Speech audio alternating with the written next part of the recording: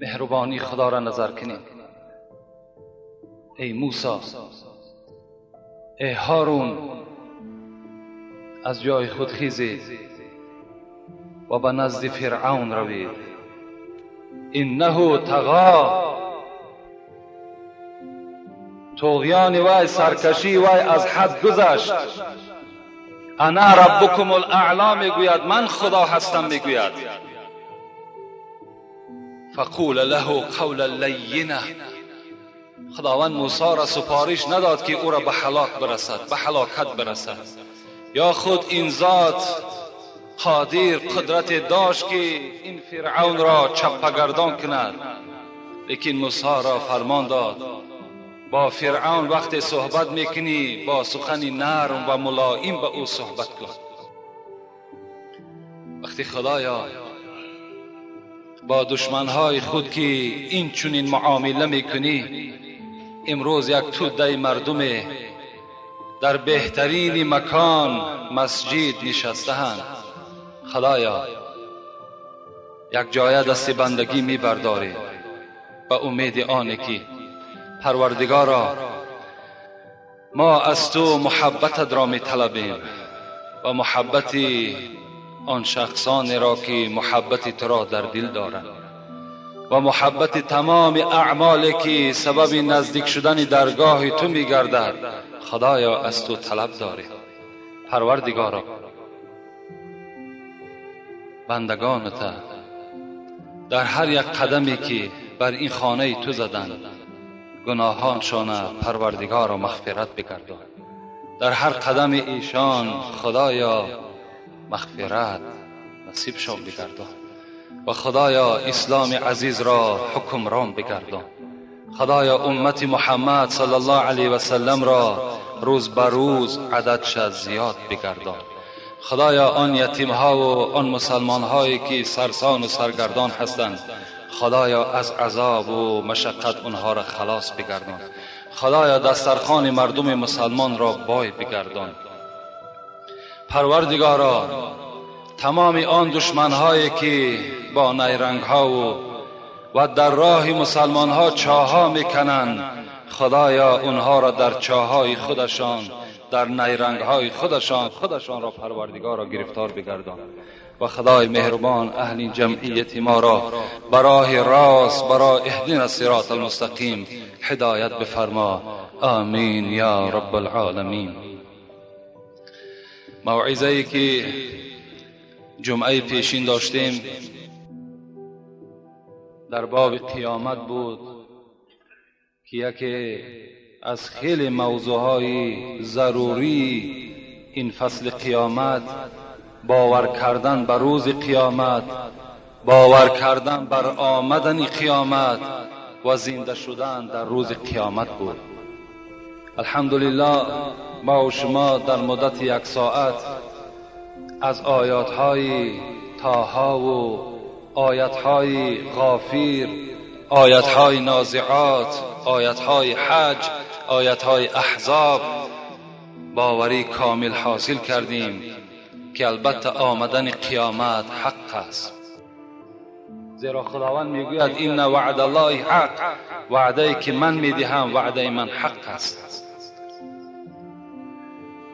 و زنده شدنی در روز قیامت را هم ما و شما از قصه های قرآنی به مانند حضرت عزیر، حضرت ابراهیم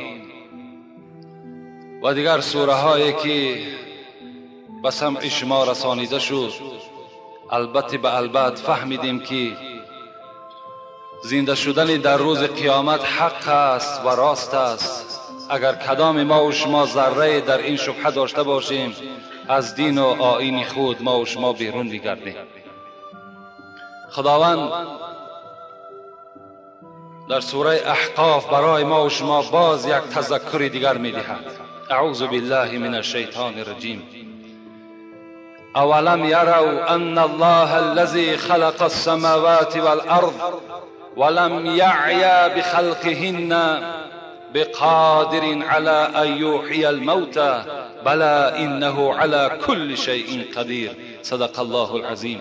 خداوند میگوید ای انسان، ای جاهل، ای نافهم، ای بخیرت، تو نظر کن، به آسمان نظر کن، به زمین نظر کن، در چگونه منوال من اینها را آفریدم. آیا من قدرت ندارم که تو را زنده بگردانم؟ این آسمانی که میلیون ها کیلومتر بالاست، این یک پرده هست که بالای سر ما و شماست. از بالای این باز آسمان است. این زمینی که حد ندارد، اندازه ندارد، خداوند تذکر می‌دهد، برای ما و شما خبر می‌دهد این را آفریدم. آیا من تو را ای فرزند آدم زنده کردن نمی‌توانم؟ اانتم اشد خلقا ام السماء بناها، سوره نازعات.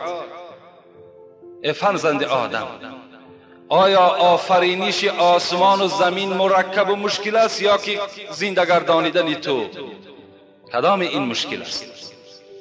خداوند جواب این باز در سوره غافر میگرده، میگوید لخلق السماوات والارض اکبر من خلق الناس ولكن اکثر الناس لا یعلمون. آفریدن آسمان، آفریدن زمین، اینها بزرگتر و مشکل تر است از آنه که فرزند آدم را من زنده بگردانم. اینها کار مشکل است. اینها را آفریدیم، اینها را پیدا کردیم، فقط تو را زنده کردن نمیتوانیم. کوزگر گر کوزه را بشکند، چون بخواهد باز قائم میکند. آنکه داند کوزه کردن از نخوست، چی عجب سازد شکسته را درست. شاعر میگوید وقتی که اگر من کلالگر باشم، من کوزگر باشم، وقتی کوزه را خود که شکسته باشم، نقشه کوزه در دست من است، باز آیا ما او را درست کردن نمیتوانم؟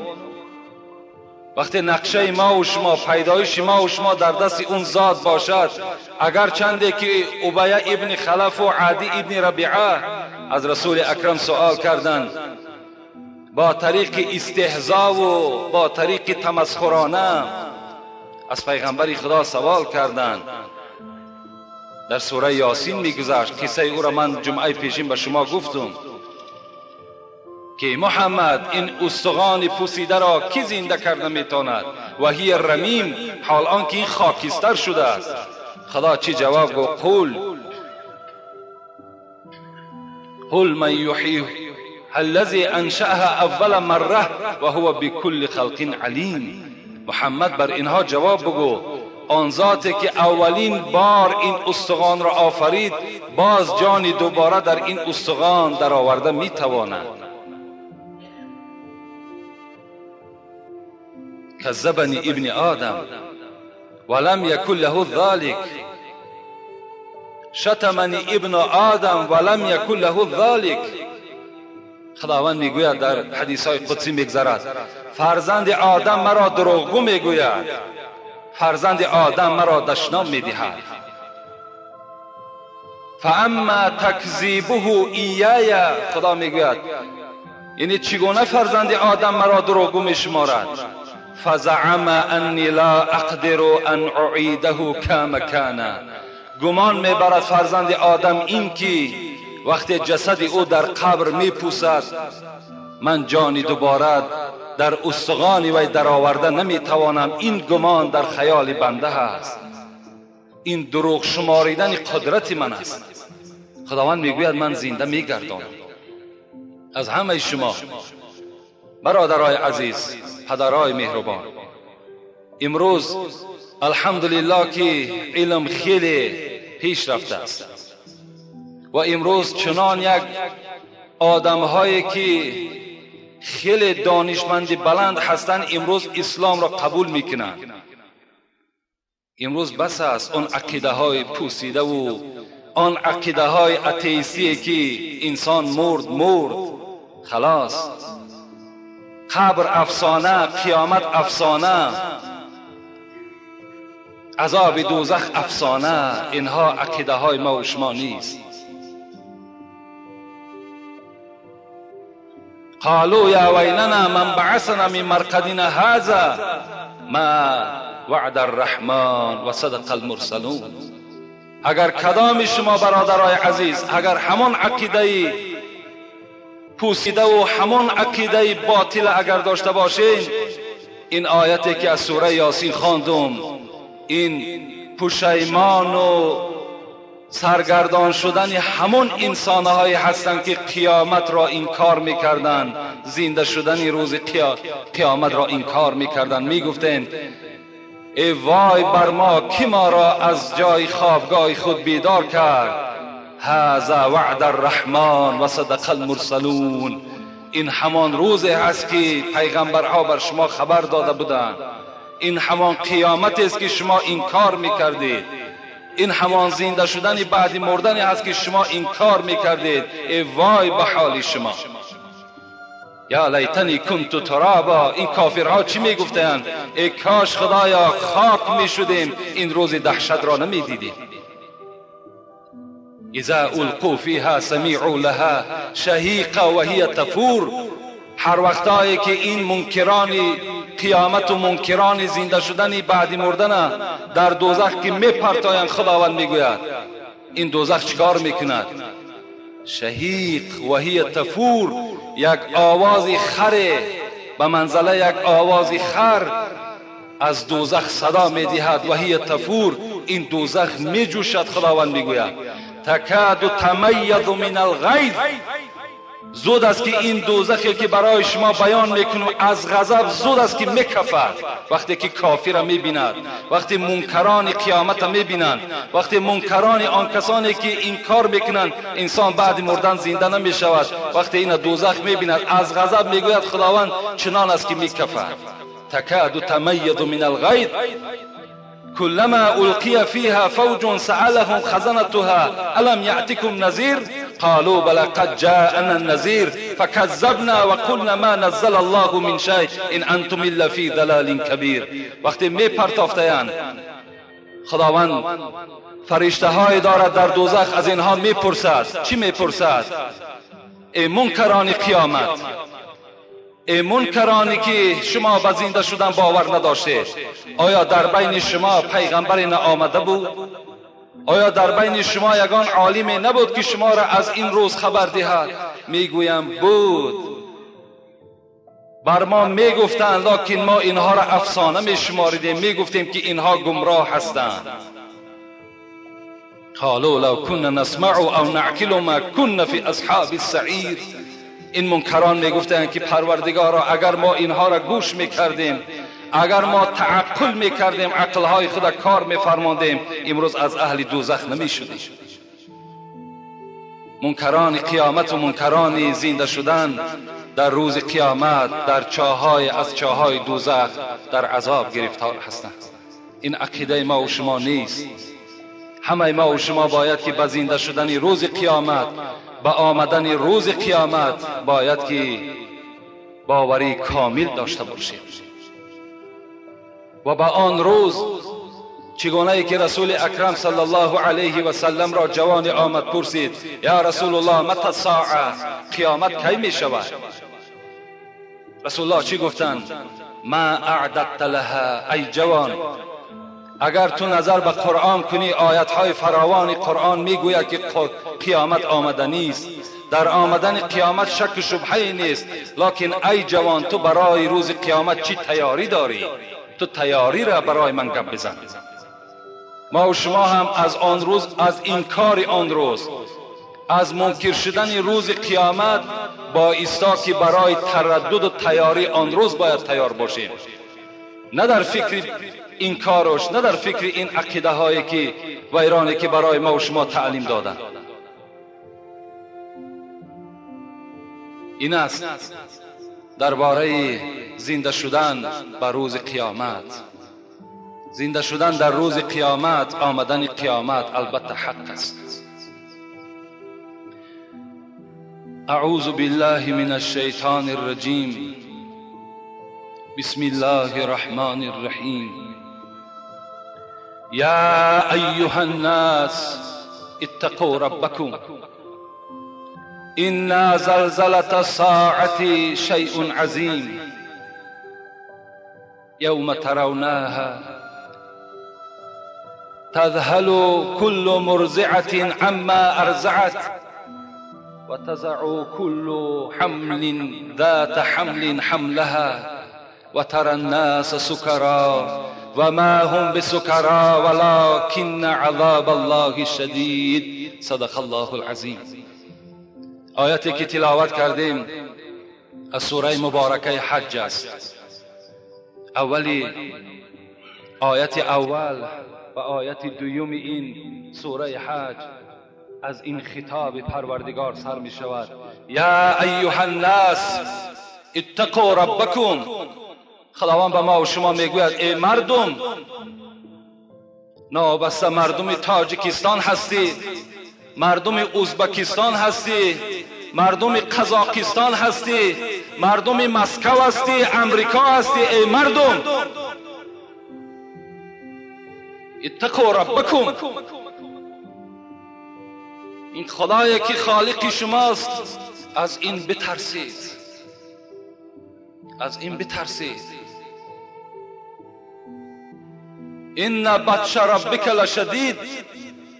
زیرا خدای شما بسیار سختگیر است و هر بنده وعیدی حق نظیر است که ازید دیرگیر و سختگیر است. این خدای ما و شما مخلوق مهلت میدهد، شاید که روز از روزها به خود بیاید و تأکید میکند از من بترسید، از من بترسید. در قرآن در بسیاری آیت‌های قرآن یا ایها الناس اتقوا ربکم ذکر می شود. ای مردم از خدا بترسید. یا ایها الذین آمنوا اتقوا الله و قولوا قولا سدیدا. ای کسانی که دعوای ایمان میکنید از خدا بترسید، هر وقتا سخن میگوید سخن راست بگویید. یا ایها الذین آمنوا اتقوا الله ولتنظر نفس ما قدمت لغد واتقوا الله ان الله خبیر بما تعملون. ای کسانی که دعوای ایمان دارید از خدا بترسید و برای روز فردای خود تیاری ببینید. واتقوا الله، باز تأکید میکند خدا از خدا بترسید، زیرا خدا از همه اعمال شما درکدار است. در دیگر آیت قرآن و ایای فرحبون. ای مردم فقط از من بترسید، دیگر از هیچ کس نترسید. وقتی شما از من ترسیدید همه از شما میترسد. حکایت کنند ز بزرگان دین، حکایتی هست در بستان سعدی میگذرد. چه حکایت است؟ از حقیقت شناسان عین الیقین که صاحب دل بر پلنگ نشست، همه رفت رهوار و مار بدست. یکی گفتش ای مردی خدای، بدین راه که رفتی مرا راه نمای. چی کردی که درنده رام تو شد، نگین سعادت به نام تو شد. یک مرد چگونه که ما و شما اسب را سوار می شویم، چگونه که ما و شما یک پرنده اهلی را در دست خود می گیریم. مرد میگد یک مرد را دید بالای پلنگ سوار است و در دست خود یک مار دارد. هر اینها درنده هستند، اینها به انسان رام نمی شوند. سوال کردند ای دوستی خدا، چی کردی درنده رامی تو شد؟ چیکار کردی؟ چیکار کردی که امروز در بالای پلنگ تو سوار هستی؟ چیکار کردی که این مار در دست تو به تو ضرری نمی رساند؟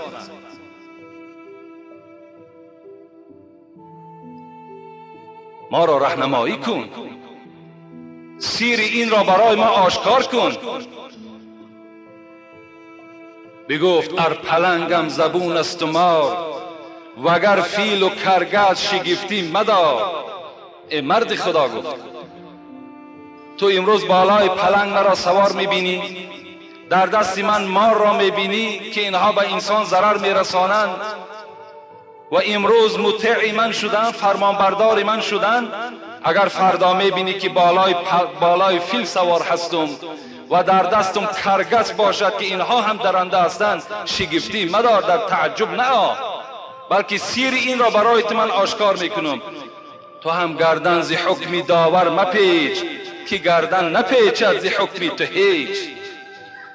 حضرت گفتند ای بنده خدا، اگر مثل من تو هم خدا ترس باشی، اگر مثل من در پنهانی و در آشکارا از خدا بترسی، همه پرنده های این بیشه برای تو فرمان بردار می شوند. تو از حکم خدای خود گردن مپیچ، همه اینها فرمان بردار تو می شوند. حضرت عقبه می گوید، عقبه ابن نافع که یکی از فرمانده های قشون های اسلامی بود، وقتی حضرت با همراهی عسکرهای خود برای اشغال کردن قسم شمال افریقا حرکت میکند، به یک سرزمین میرسند، میخواهند آنجا استراحت کنند و یک کارشناس را روان میکند، میگوید رو یک زمین را انتخاب کن تا که آنجا بنای برای خود میسازیم و از همین جا هجوم به دولت افریقا میکنیم. این زمین شناس یک زمین را اختیار میکند، میآید پیش حضرت عقبه، میگوید عقبه یک زمین خیلی خوب مناسب یافتم، لکن در داخل این زمین شیرها و پلنگها و مارهای عفی و گرگ و شغال خیلی زیاد است. اگر ما آنجا زندگی را اختیار کنیم، اینها ما را زلال میرسانند.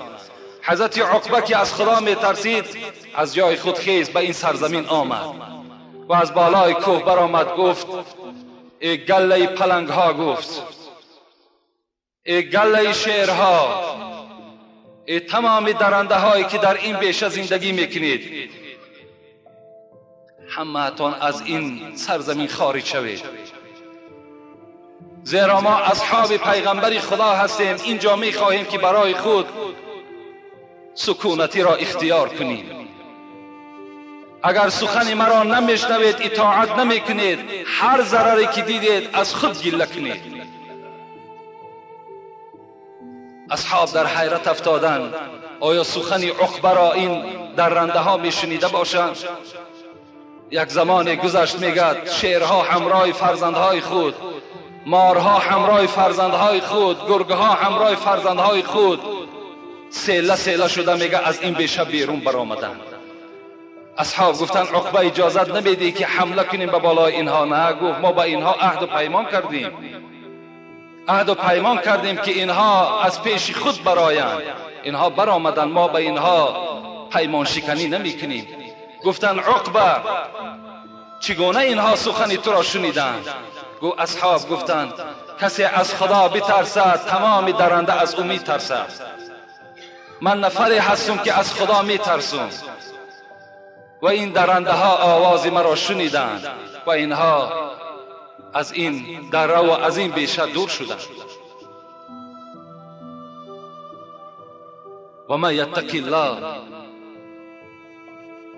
خداوند در دیگر آیات قرآن میگوید یجعل له مخرجا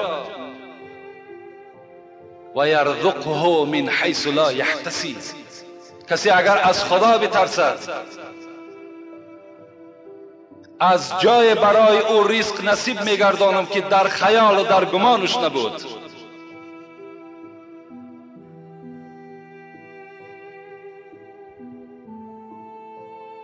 این آیت را مفسران میگن در شأن عوف ابن ملیک نازل شده است که فرزند او را مشرکها وقتی اسیر گرفتند نزد رسول اکرم آمد، گفت پیغمبر خدا فرزند من اسیر مشرکان شد، مادرش تماما طاقت ندارد، گریه زیاد میکند، چیکار کنیم؟ رسول اکرم گفتند کلمه لا حول ولا قوت بسیار استفاده کنین، شما به مقصد خود میرسید. آمد با همسر خود این کلمه را عرضه کرد، هر روز لا حول ولا قوت الا بالله العلی العظیم، یعنی به قدرت خداوندی گواهی میدادند. روز از روزها میگد فرزند این عوف ابن ملیک همراه از 1000 زیاد گوسفند را پیش کرده به خانه پدر آمد. از این خاطر خداوند میگوید کسی از خدا میترسد، از جای به او رزق میدهم که در خیال و در گمانش نباشد. در دوام این آیت خداوند چی میگوید؟ این زلزلة ساعة شیء عظیم. از خدا بترسید و از زلزله روز قیامت را فراموش نکنید. روز قیامت وقتی که فرا می رسد، یک زلزله سخت تمام گوشه و کنار دنیا را فرا می گیرد. خداوند میگوید شیء عظیم. این زمین جنبی 5 بله و 6 بله نیست. میگوید خداوند این زمین جنبی هست که شاید 500 بل بجنبد، شاید 5000 بل بجنبد. شیء عظیم. فاذا نفخ فی الصور نفخة واحده. وقتی حضرت اسرافیل این سور که میدمد، این بانگ خطر که میزند، چی میشود؟ و حملت الارض والجبال فدکت دکة واحده. خداوند میگوید وقتی این بانگ خطر که زده شد، کوهها و زمینها از جای خود کنده میشوند، با یکدیگر بر میخورند و اینها مثل ذره واری میگردند. و حملت الارض والجبال فدکت دکة واحده فیومئذ وقعت الواقعه. خدا میگوید انا همین روز قیامت است. همان روزی که زمین کنده می شود، کوهها چپه می شوند، این آسمان و انشقت السماء فهی یومئذ واهیه. خدا میگوید این زمین مثل سربار آب می شود. هر پیوند این میگه جدا می شود. این آسمان در بالای زمین می زند. این ستاره هایی که بالای سر ما و شماست پدرای عزیز، از دنیا چند مراتبه کلان هستند، اینها در زمین می زنند. خداوند میگوید انا همین روز قیامت است. یوم ترونها تذهل كل مرضعة عما ارضعت. خدا میگوید وقتی که این زمین جنبی که در روی زمین رخ میدهد، مادری که در دستش فرزند شیرخواره دارد، فرزند شیرخواره را در زمین میپرتاید گویا که فرزند نداشته باشد. و تضع كل ذات حمل حملها. خدا میگوید زنهایی که در شکم خود حامله هستند از ترس این روز حامله های خود میپرتاید، حمل های خود میپرتاید. و ترى الناس سکرا و ما هم سکرا ولكن عذاب الله شدید. خدا میگوید آن روز مردم مست میشوند، لکن این مستی که راحت دارد این مستی نیست میگوید خداوند، بلکه این عذاب هست که درد هست که بندگان مشاهده میکنند.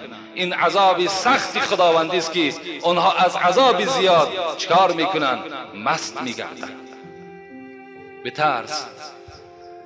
بترس ای بنده از روز قیامت. به هر بنده است 100 گونه علامت. قدی نیزه فراید قرص خورشید، بلرزد این سجین از وهم چون بید. به نفسی خود شود هر کس گرفتار، غمی جان میخورد فارغ ز اغیار. برادرها گریزند از برادر، پسرها در فرار آیند ز مادر.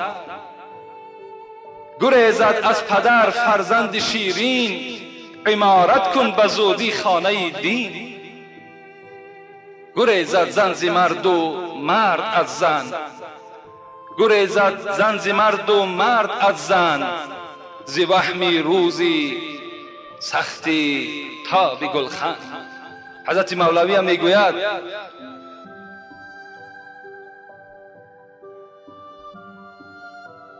این روزی که قیامت می آید، برادرها گریزند از برادر، پسرها در فرار آیند ز مادر. البته این سخن مولوی هم حقیقت دارد. خداوند در قرآن میگوید یوم یفر المرء من اخیه و امه و ابیه و صاحبته و بنیه لكل امرئ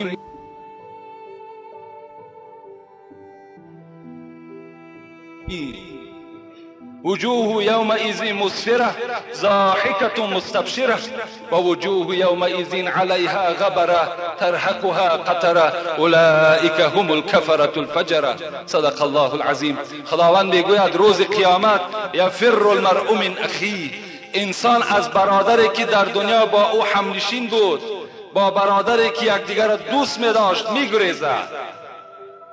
فر المرء من اخیه و امه و ابیه، این انسان از مادر و از پدر خود میگریزد.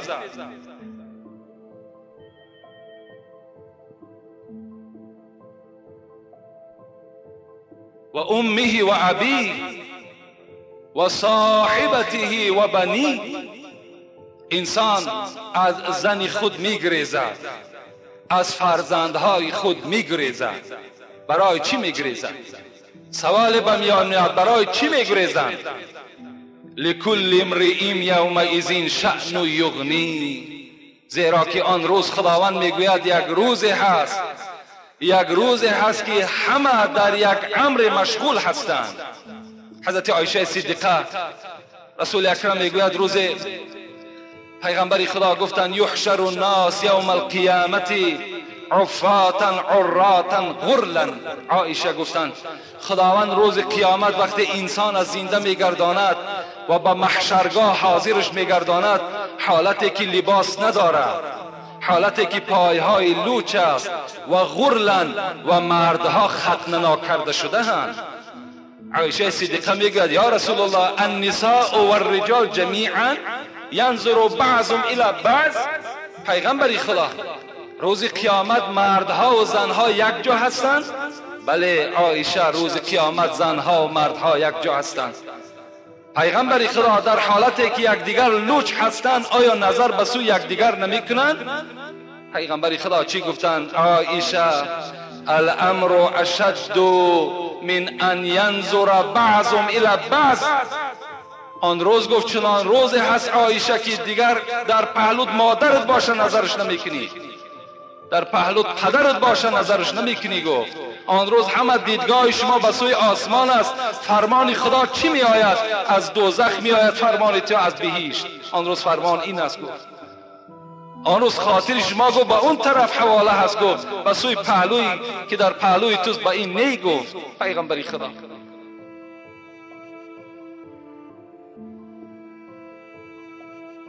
کشتی آمد در دریا شکست،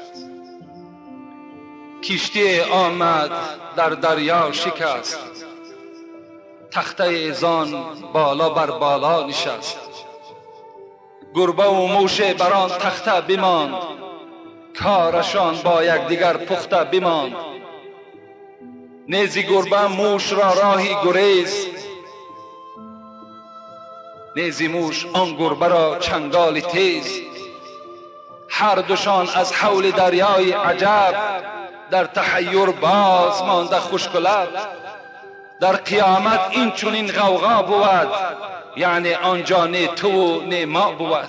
حضرت صاحب تفسیر حسینی میگوید قیامت میگه منظرش همین است. میگه مثل یک گربه و یک موشی که در بالای یک تخته هستند.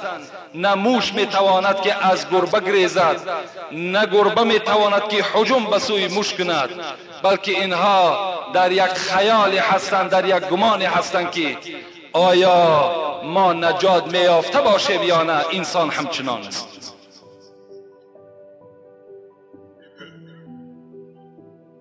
ولا يسأل حمیم حمیما یبصرونهم یود المجرم لو یفتدی من عذاب یومئذ ببنی. خدا میگوید اون روز آن گناهگارهایی که در دنیا گناهگار بودند، سخن خدا را پسند نمی کردند، به سخن خدا توجه نمی کردند، اینها میگوید در روز قیامت حاضر هستند، تیار هستند که فرزند خودش را در عوض عذاب خودش بر من عوض دهد. خداوند میگوید در آن روز خیش را به خیش ما رو پرو میکنیم.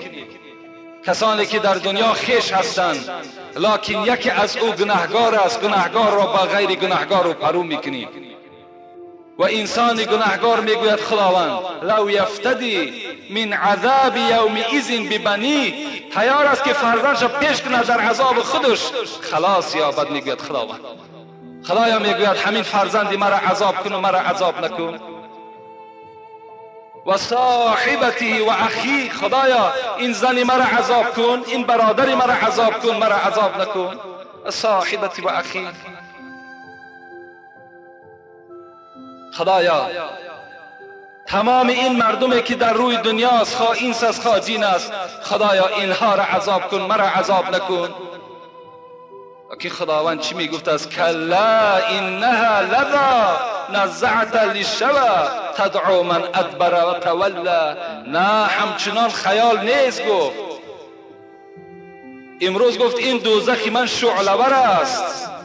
نزعت للشوى، این دوزخی هست که پوست سر تو را میکشد. گفت خداوند مجرم گناهگار خود عذاب میکشد.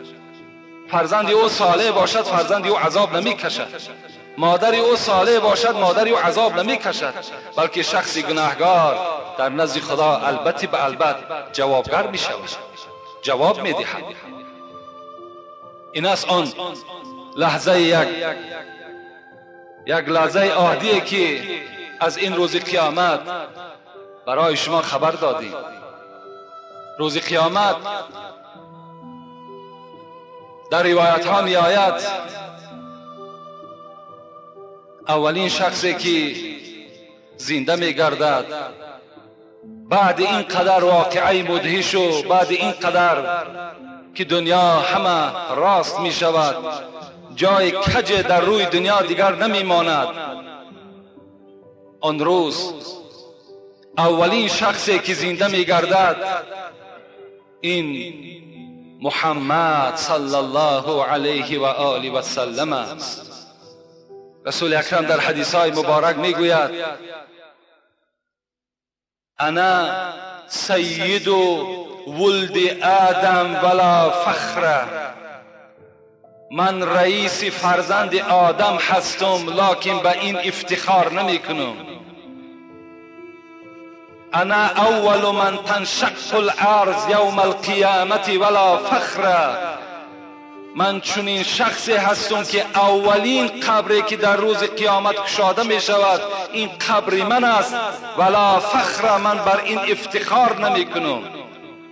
و انا اول شافعین و اول مشفعین، اولین شخصی که شفاعت کرده می شود این من هستم و اولین شخصی که امت خود شفاعت میکند این من هستم، به این افتخار نمیکنم. و لواء الحمد بید یوم القیامت ولا فخر، بیرق شفاعتم در روز قیامت در دست من است، من فخر نمیکنم. هذا من نعمت من نعمت الله، پیغمبر خدا میگه این نعمت هایی هستند که خدا بر من این را داده است، من به اینها فخر نمیکنم. آن روز چگونه روز است؟ وقتی اسرافیل زنده است، میکائیل زنده است، اسرافیل زنده است، عزرائیل زنده است، این 4 ملائک مقرب همگی زنده هستند. وقتی اینها را خداوند که زنده میگرداند و در دست یکی از اینها لباس اهل جنتی ها را میدهد، در دست یکی از اینها آب میدهد، در دست یکی از این ملائکه ها کفش را میدهد، در دست یکی از این ملائک تاج را از جنت میدهد و به این ملائکه ها فرمان میشود. چی فرمان میشود؟ به نزد تربت حبیب من روید، به نزد قبر حبیب من روید و اولین شخصی را که زنده میگردانید این محمد صلی الله علیه و سلم وی را زنده بگردانید. این را حضرت مولوی هم در نظم در آوردن، میخواهم این نظم را به شما قرائت کنم که آیان بر سر قبر محمد فرستاده صلوات های به حد. این 4 ملائک مقرب به نزد قبر پیغمبر خدا می آیند. چگونه که ما و شما خانه یک دوست خود میریم، در را تک تک میکنیم، قبر پیغمبر خدا تک تک زده می شود با صلوات های زیاده. اللهم صل علی محمد. قبر پیغمبر خدا تک تک کرده می شود. ملک ها قم به اذن الله گویند، عبیر از روضه پاکش بجویند. نزد قبر می آیند، بعد صلوات هایی که می خوانند بر محمد می گویند قم به اذن الله، ای حبیب خدا از جای خود خیز. شود شب تربتی سرور هماندم، برایت زود خورشید دو عالم. حضرت مولوی میگوید وقتی قم به اذن الله میگویند خیز از جای حبیب خدا، این قبر میگه بالاش کشاده میشود و این آفتابی که هر دو جهان را روشنی میکند از داخل قبر بیرون میشود. بگویند السلام ای معدنی نور، بهشت از انتظار و قصر پرحور. بگویند السلام ای خاص درگاه، شفیع عاصیان محبوب الله. بگویند السلام ای شاه معراج، بپوش این حله را بر سر بنه تاج. بگویند السلام ای فخر عالم، تو سلطانی رسولانی و خاتم. این صلوات ها را این 4 ملائک میگویند ای معدنی نور، ای شاه رسول ها، ای شاه معراج، سلام خدا، سلام ما بر تو باد. علی گیرد دو رخسارش مغیر، علی گیرد دو رخسارش مغیر، دلش از نور سبحانی منور. حضرت وقتی که از جا میخیسته است میگفته است و علیکم السلام، لکن میگویند در چهره های پیغمبر خدا شادی نیست. آن روز پیغمبر خدا چنان چهره مبارکش تغییر یافته شده است گویا که فرزند خدا گم کرده باشد. چهره ها میگد مغیر است، تغییر یافته شده است، از جای خود میخیزد. دل از نور سبحانی روشن است. اولین سخنی که پیغمبر خدا میگوید چی میگوید؟ از قبر بیدار شدن، خیستند. بگوید امتا حالت چگونه است؟ بگوید امتا حالت چگونه است؟ بری امت دلم غرقاب خون است. که اکثر امتانم عاصیانند، بگیر و دار محشر عاجزانند. چی شد ای امتی بیچاره حالت، برنج و عقبه روزی قیامت. حضرت بیدار می شدند. اولین سخنی که به سوی جبرائیل می گفته است برادر جبرائیل حال امت چگونه هست؟ اینقدر واقعی مدهشه که بالای امت من گذشت، حال امت چگونه شد؟ امتهای من همه عاجز بودند، همه ضعیف بودند، همه عاصی بودند، حالت اینها چگونه باشد؟ حضرت چنین غمخواری بودند، چنین دلسوزی بودند. روزهای وفات هم در حق امت، روز رستاخیزم در حق امت بود تا زنده آن حبیبی ودود در غم عاصیان امت بود. تا وقتی که حضرت میگه زنده بود فقط تسبیح او چی بود؟ حال امت چگونه میشده باشد؟ فرزندای من چگونه میشده باشد؟ بود تا زنده آن حبیبی ودود در غم عاصیان امت بود. وقتی رفتن حبیب آزاده، امتی امتی گفته گفته جان داده. حضرت میگوید روزی رفتنم امتی امتی امتی، حال امت چگونه باشد؟ حال امت بعد من چگونه می شده باشد؟ گفته حضرت از دنیا سفر کردم. روزی رستاخیز شود آغاز، آن روز قیامت که حضرت میخیزد، شاعر میگوید روزی رستاخیز شود آغاز، امتی امتی گفته گفته خیزد باز. روزی که میخیزد اولین سخن حضرت در جای خیزن میگوید این چی است؟ امتی امتی امتی. حال امت چگونه است؟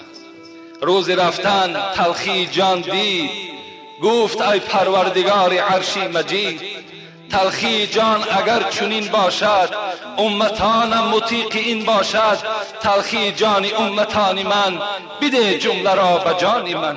پروردگارا من تلخی جان حس کردم، اللهم اعین علی سکرات الموت و غمرات الموت.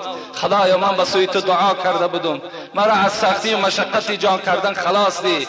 من این سختی را دیدم پروردگارا، امتهای من طاقت جان دادن ندارند، این سختی را ندارند. خدایا همه جان کندن امت را در جان من بینه، لکن امتی مرا آزار نده، امتی ما را این وضع بینی نیار. چون این پیغمبری برای ما و شما خداوند نصیب گردانده است.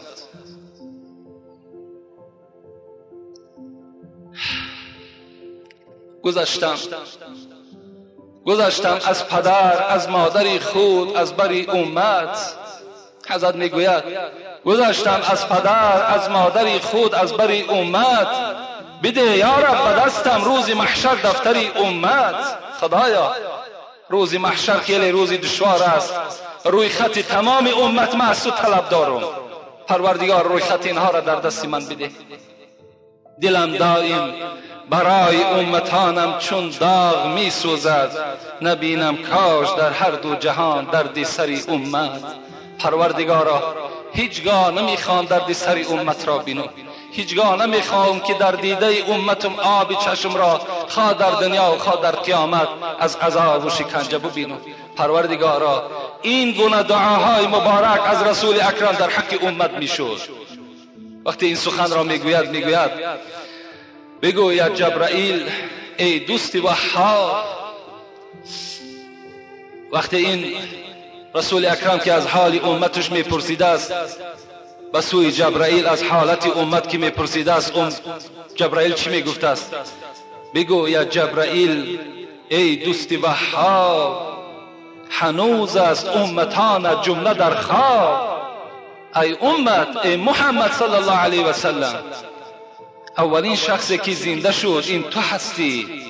تمام امتان تو الحال در خواب هستند، هیچ کس بیدار نیست، به جز ذات تو دیگر کسی زنده نشده است. به زیر عرش رو ای عالم آرا، حضرت جبرائیل توصیهش میدهد به زیر عرش رو ای عالم آرا، ببین لطف و کرم از حق تعالی. رود حضرت به زیر عرش آن روز، برای امتان در ناله و سوز. حضرت توصیه میدهد که امروز بجز ذات خداوندی دیگر هیچ دادرسی نیست.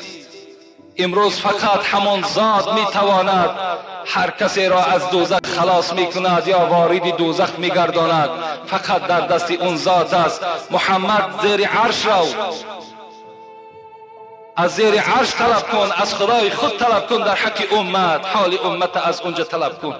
رسول اکرم میگه دوان نه پدر به یادش است نه مادر به یادش است، دوان به زیر عرش می رود. جسد مبارک میگه در بالای همون زمین عرش می پرتاید، به سجده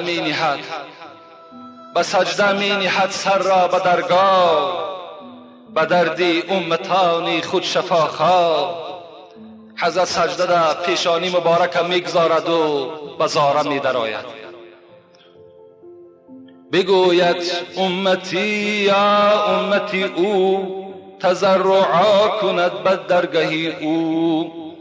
در سجده سبحان ربی الاعلی نمیگوید، در سجده سبحان ربی الاعظیم نمیگوید، بلکه امتی امتی امتی. پروردگار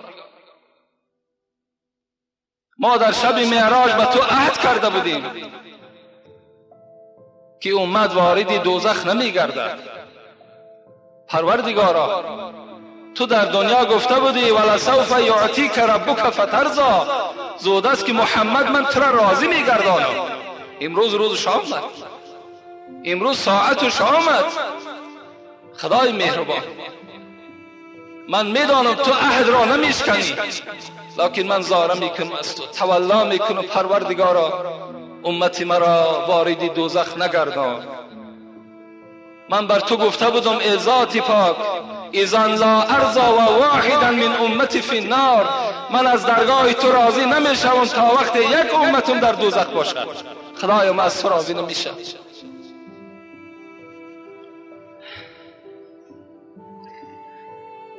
از آن ناله بنالد عرش رحمان. این ناله محمد چنان ناله تأثیر بخشی هست که عرش الهی را میگه در لرزه میارد. از آن ناله بنالد عرش رحمان، به موج آید شکوهی بحر غفران. خداوند طاقت ندارد که محمد را در گریه بیند، طاقت نداشته. از همین خاطر موج رحمت الهی، دریای مغفرت الهی میگه در جوش می آید، عرش در لرزه می آید. چی می گوید؟ ندا آید ز خلاق جهاندار، آن ذات پر اقتدار آن روز یک صدای می زند. ندا آید ز خلاق جهاندار، حبیبم از شفاعت خواهی مختار. ز من بخشش بود از تو شفاعت، تو را کردم شفاعت خواهی قیامت. حبیبم من آن عهد را فراموش نکردم، امروز بخشش از من است، شفاعت از تو است. سری خود احمدا از سجده بردار. احمد محمد از زیر عرش من سرت را بردار، نمان پیشانی مبارک در بالای خاک نمان.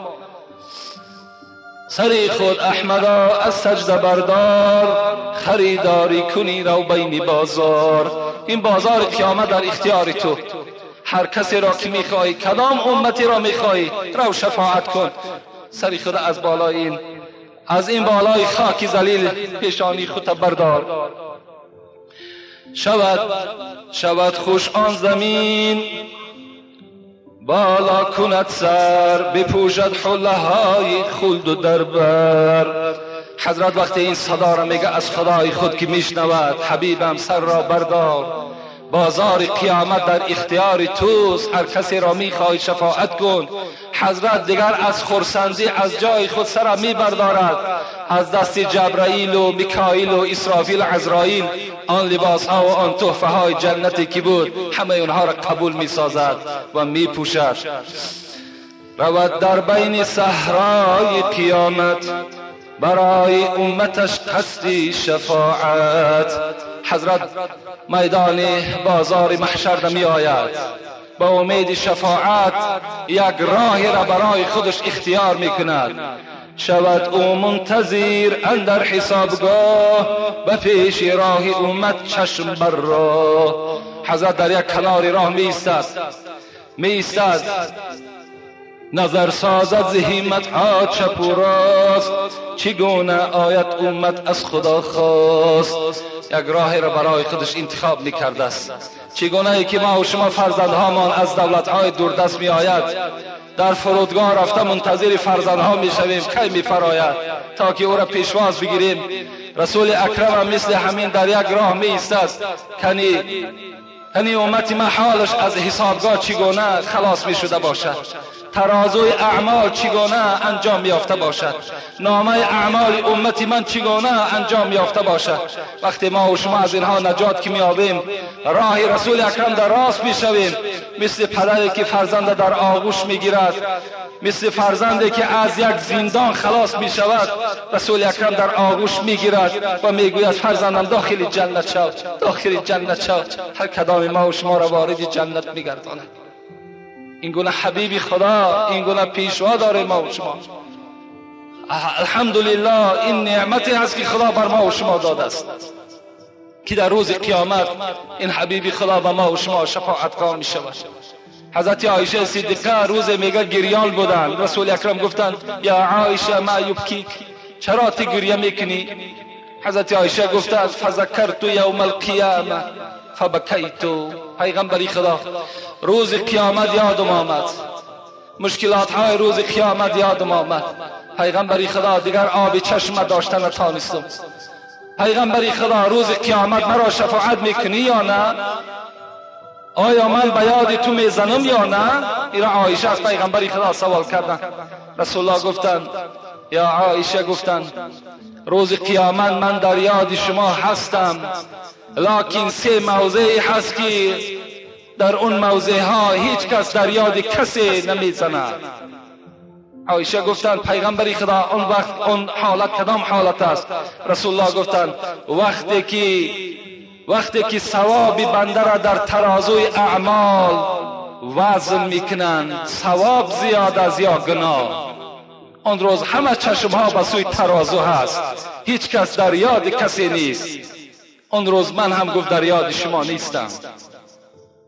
دویم حالتی که برای شماست گفت اون حالتی نامه اعمال است، به دست راست شما داده می شود یا چپ. اون روز هم گفت کسی در یاد کسی نیست مگر همه خاطر انسان به سوی خداست که به دست چپ میگیریم یا به دست راست. و سوم حالتی که خیلی مدهش است و کسی در یاد کسی نیست، این گذشتن پول صراط است که بنده نجات می‌یابد یا نه. در این 3 حالت کسی در یاد کسی نمیزند. خدایا پروردگارا ما امت گناهگار هستیم، پروردگارا ما امت عاجز هستیم.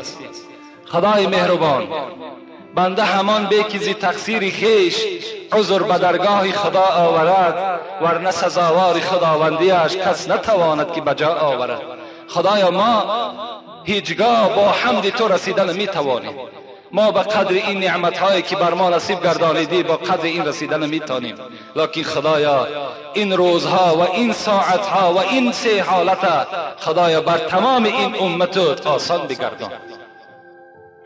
حضرت رابعه هم یکی از زنهای مجاهده بودند، زنی بودند که فقط در راه خدا عمر خدا سپری کردند. اون حضرت هم 3 حالت برای خودش بیان میکند که تشبیه همین 3 حالت است. میخواهم که این نظم حضرت رابعه را به سمع شما برسانیم و بعدا دعا کنیم که نظر کنین زنها زن بودن چگونه از خدا میترسیدن، زن بودن چگونه از روز قیامت میترسیدن. از آن رابعه پرسان کرد سائل چرا شوهر نسازی از قبائل؟ ای رابعه عمر خود را به شوهر گذرانیدن. شخصی سوال کرد رابعه چرا تو شوهر نکردی؟ از آن رابعه پرسان کرد ساحل چرا شوهر نسازی از قبائل؟ بگفتش در غمی 3 چیز هستم، ندانم قسمتی روز الست است، ندانم روز رحلت دادن جان رحم یا نه ز مکر دل شیطان. گفتن ای سوال کننده، گفتن اولا گفتن ما در پیش جان کندن داریم، روز رحلت جان داریم. من نمیدانم که روز رحلت جان آیا جانی به سلامت می برده باشم، ایمانی به سلامت می برده باشم یا نه؟ آیا از این فتنه های شیطان، از این حمله های شیطان من نجات می یافته باشم یا نه؟ گفتن یکم چیزی که مرا نمیگذارد که شوهر کنم این است که در حالت رحلت جان آیا به ایمان می روم یا به ایمان. دوم از شدت روز قیامت چی باشد حال اندر دادن خط. دوم آن روز قیامت به یاد می آید و دادن خط به یاد می آید، دادن نامه اعمال. نامه اعمال چیست؟ تمام شما فرزندای عزیز، تمام شما پدرای مهربان به خود نامه اعمال دارید. کراما کاتبین یعلمون ما تفعلون. 2 ملائکه های دارید در دست راست شما، در دست چپ شما، نیکی ها و بدی های شما را هر روزش می نویسند. چگونه ای که در یک کارخانه شما کار میکنین، تمام آن حجت هایی که شما می نویسین اونها را جمع میکنن، کتاب میکنن. این اعمال های شما، این حیات شما در کتاب ها کتابت می شود. اینها روز قیامت در دست شما داده می شود. این را نامه اعمال میگویند. دوم، از شدت روز قیامت چی باشد حال اندر دادن خط. سوم، دو فرقه گردد خلق فردا، یکی خوانده شود بر خلد اعلا، دیگر رانده شود بر جانب نار، گرفتاران قهر سخت قهار. نمیدانم که در بین کدامم، از این اندوه در کلفت مدامم. از این باعث نسازم فکر شوهر، نیم فارغ دمی از خوف محشر. حضرت گفتن سیوم، میدان ای سوال کنند در روز قیامت مردم دو تفرقه می شوند، یکی سیاه رو می شود، یکی سفید رو می شود. من در کدام طایفه اینها هستم؟ این سه حالت مرا نمیگذارد که شوهر کنم. من زن بودن، فکر